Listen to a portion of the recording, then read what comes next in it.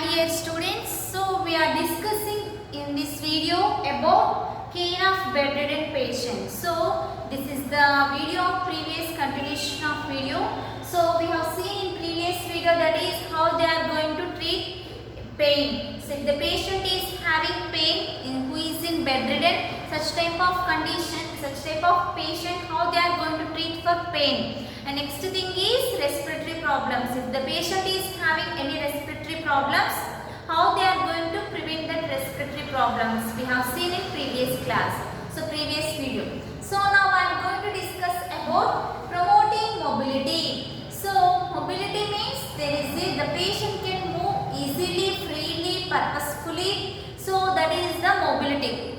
And next thing is, so we will see how they are going to promote this mobility. So the patient is bedridden. So the patient is bedridden. So such type of patient, how they are going to promote mobility. So that thing now we will see. First one is instruct the patient or assist with active and passive exercise, affected and unaffected extremities. So to provide that mobility, to promote that mobility, what they have to do? First thing is instruct the patient. So they have to instruct or assist the patient for active and passive exercise. So active means the patient he can do himself. So passive means the patient can do, but the patient has to take with other thing, with other help. So with assistance. So that thing the nurse has to instruct or assist for the active and passive exercise for affected and unaffected extremities. So where they have fracture or where they don't have fracture. So that things, so that extremities, for that extremities they have to do this active and passive exercise. For what? To promote mobility. And next one is provide footboard or wrist springs or hand rolls as appropriate. So next thing is they have to provide the footboard or wrist spring. So depend on the fracture, depend on that thing, they have to provide that item. So it may be wrist spring or hand rolls are as appropriate. So depend on the fracture, they have to provide these things to provide mobility.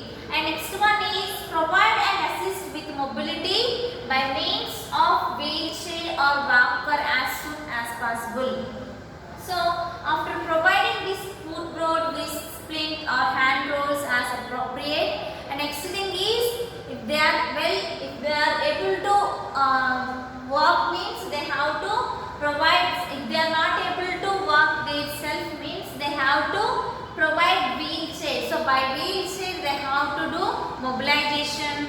And next thing is by walker they have to show as soon as possible. So this is also one type of step for promoting mobility. And next one is instruct and safe use of mobility aid. So how they have to instruct, how they have to use of that safe use of mobility aid. So about these mobility aids, they have to instruct the patient and their family members how they have to use it. Next one is early mobility reduces complication of bed rest, promotes healing and normalization of organ functional. So if the patient is early, if the patient is can mobilize, if the patient is able to mobilize himself, so that there is a chance to reduces the complication of bed rest. So there is a chance to get due to this bedridden, there is a chance to get the bed pressure ulcer. So in order to prevent that things, if the patient, they have to provide these mobility aids. So by using that mobility aids, if the patient can walk, means there is a chance to reduces the bed pressure ulcer. And next one is early mobility reduces the complication of bed rest and promotes healing and normalization of organ function. If the patient can mobility, if the patient is able to do mobility early, if it is possible for the patient to do mobility himself, if he can do mobilization himself, himself means there is a chance to get normalization of healing and normalization of organ function. And next one is encourage participation in diversional or recreational. So the patient is having pain and sitting is so other discomfortness. So to prevent that things, we have to encourage the patient to follow these diversional or recreational activities like watching TV and reading newspaper and chit-chatting with friends and family members, so that the patient can the patient can whatever the pain is having, that pain may be reduced by doing these activities. So next thing is reposition periodically and encourage coughing and deep breathing exercise. So these things we have seen in another one also in respiratory problems we have seen about this coughing and breathing exercise. So reposition of the patient periodically and encourage coughing and deep breathing exercise. For what? To prevent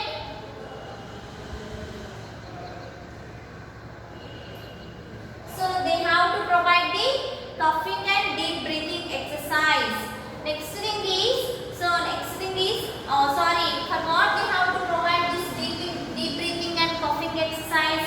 Prevent incidents of skin and respiratory complications. So whatever the respiratory complications are present in the patient, so in order to prevent those things, they have to provide they have to encourage the patient to do coughing and deep breathing exercise.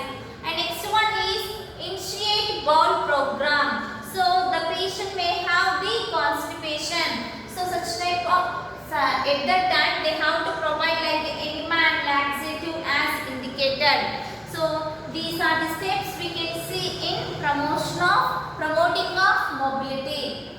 So promoting of mobility, it is nothing but if the patient is in bedridden, to promote the mobility, what they have to do? They have to instruct the patient to do active and passive exercise. That thing they have to instruct and assist the patient. So to promote ability. And next one is for that promotion, to get that promoting of mobility, provide footboard or wrist springs or hand rolls as per appropriate. And next thing is provide and assist with mobility by means of wheelchair and walkers. So how they have to mobilize in wheelchair, how they have to use walker. So that thing they have to assist and they have to show. The next thing is instruct in safe use of mobility aids. So next thing is how they have to use that mobility aids, they have to instruct. And next one is early mobility. If the patient is able to do mobilization himself, so early mobility reduces the complication of bed rest. So if the patient is completely bedridden, there is a complications for bed rest. So like it promotes healing and normalization of organ tissues because of this early mobilization. Next thing is encourage and participation of diversional therapies and recreational activities such as watching TV and reading newspaper and speaking with friends and family members, so that the patient can relieve from the pain. And next thing, the patient can feel comfortable, whatever the discomfortable, whatever the other things the patient may have, emotional stress, so that things the patient can forget by doing these things, activities. And reposition periodically and encourage coughing and deep breathing exercise, so that it prevents the incidence of skin and breathing complications. And next thing is initiate bowel program like enema, laxative as indicated. So these are the things we can see in promoting of mobility. So how they are going to promote this mobility. So this is the topic of care of bedridden patient. So next we will see the prevention of infection. Dear students, we are discussing about the care of bedridden patient. If the patient is bedridden, how they are going to treat, so that thing we are discussing. So in that we have completed about the pain management and about the prevention of respiratory problems and promoting of mobility. So now next we will see the prevention of infection. So next one is prevention of infection. In the prevention of infection, how they are going to prevent this infection in that condition. So that thing now we are going to explain. First one is inspect the skin for pre-existing irritation or breaks in continuity. So they have to inspect the skin. So whether any break, any presence of pre-existing irritation may be present or not, any drainage is present or not, any redness is present or not. So any edema is present or not, that thing they have to observe in the skin. And next one is assess skin area burning sensation, burning sensation and presence of edema, erythema and fold odor and drainage. So they have to assess for these things also, whether any burning sensation is present or not, any presence of edema is present or not, and next one is erythema is present or not, and fold odor may be present or not. So drainage. So these kind of things they have to observe and they should assess the patient's skin. So next thing is provide sterile pin and wound care according to protocol and exercise and excessive meticulous hand washing. So they have to provide the proper hand washing according to the protocol and they should provide the sterile. So they have to do sterile techniques when they are going to touch the patient. So before touching, after touching, before the procedure, after the procedure, they have to follow the sterile techniques to prevent infection and they should wash their hands and they have to follow the hand washing process. And next one is instruct the patient not to touch insertion site. So wherever the patient is having the insertion, so at that side they should not allow the patient to touch it. Next one is monitor vital signs and note presence of any chills and fever. So when they are going to provide the when they are going to do prevention of infection, they have to follow these steps. First one is they have to inspect. They should observe the skin area, any presence of redness is present or not, any swelling is present or not, any erythema is present or not, is there any drainage is present or not. So these things they have to observe. And next one is any burning sensation. So next thing is they have to follow proper hygiene. So they should follow the hand washing steps and they should when they are going to touch the patient, before touching, after touching, before procedure, after the procedure, while connecting the whenever the body fluids are exposure. So at the time when they are going to touch the patient, at the time they have to wash the proper, they have to maintain the hand wash.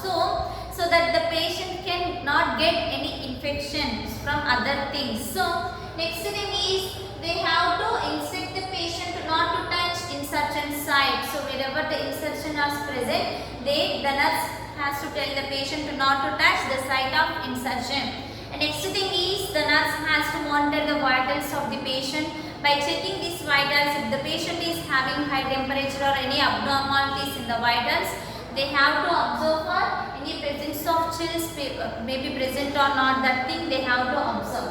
So these are the things we can see in prevention of infection.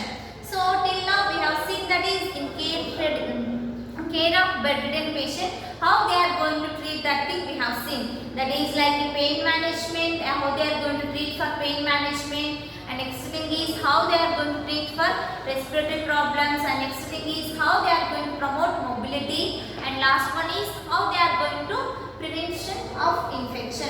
So these things we have seen in the care of bedridden patient. So in before this pain management, we came to know that what is meant by mobility and what are the causes of immobility. So that thing we have seen in previous class. So completed this topic. Thank you.